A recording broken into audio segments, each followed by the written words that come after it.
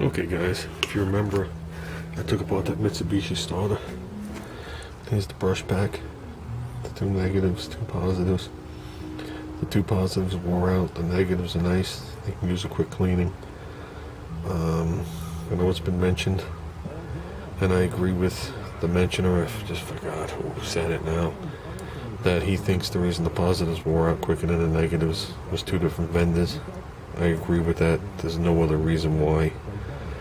Spring tension's the same, everything's the same on it, and it's not like these things were walking.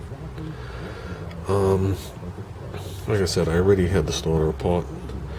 I'll take more pictures of it tomorrow inside, but I already had it apart. I already cleaned the armature. There's no smear over, you didn't have to grind nothing. I went through the gear reduction setup, that's all mint. The only thing you can't tell the overall condition is the solenoid, because the way they designed this starter,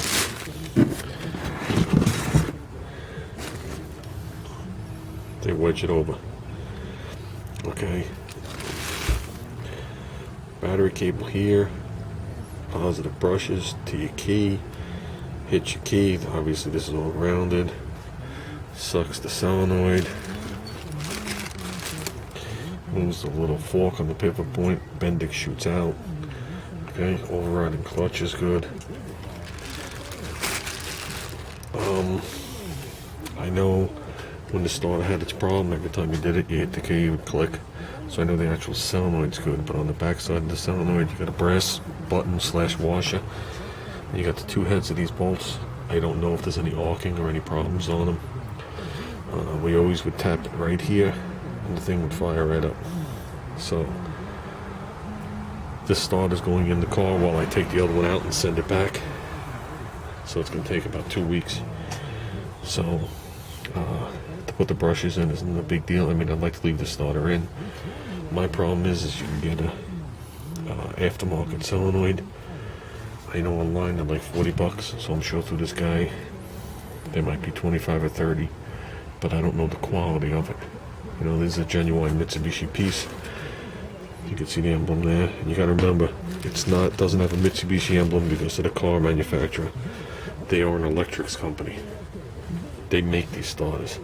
These things are in Jeeps, they're in General Motors cars, they're in so much stuff, it's unbelievable. Different configurations.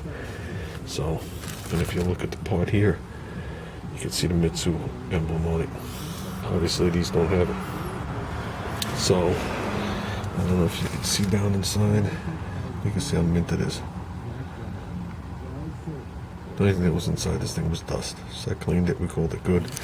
I reassembled the whole starter. I'm going to be able to bench test it to a point. I'm sure every time I hit it, it's going to work. It's just a matter of when you put it in the car, is it going to be that one time when the solenoid comes over and the buttons arc? I really don't know. Can't go in there and check it. Like I said, they switched this over. So with that, I'm going to take a minute. I'm just going to throw the positive brushes in here. And I could do the starter here, but I'll probably do it tomorrow at work. Just due to time. Me doing this and trying to film it is like impossible. I need a bigger workbench and a small pair of needle nose pliers, but I did pop one side out, and I want to show you how much it wore.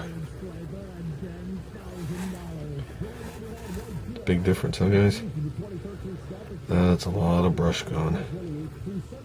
So basically all you do is got this nice curly Q spring, which latches around the stud sticking out, goes back around, pushes on the back side of the brush. They had the pressure. The two positive ones have insulators, the two negative ones don't, and then they come around and it looks like that's definitely welded. How they do it, I'm not sure. Looks like a spot weld, but I don't know how you do that with brass, copper. So, man, I'm getting attacked by mosquitoes.